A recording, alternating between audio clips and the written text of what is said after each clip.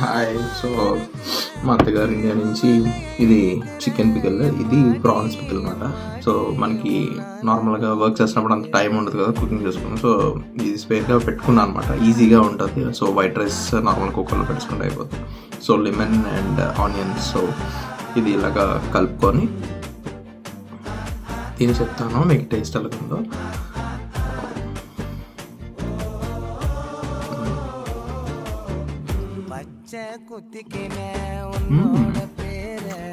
Spicy ఉంది, ఈజీగా అయిపోతుంది అన్నమాట. మనం కర్రీ వండుకోవాలంటే చాలా టైం పడుతుంది కదా, అలాగా పికిల్స్ ఇండియా నుంచి తెచ్చుకుంటే మనకి ఈజీగా ఉంటుంది.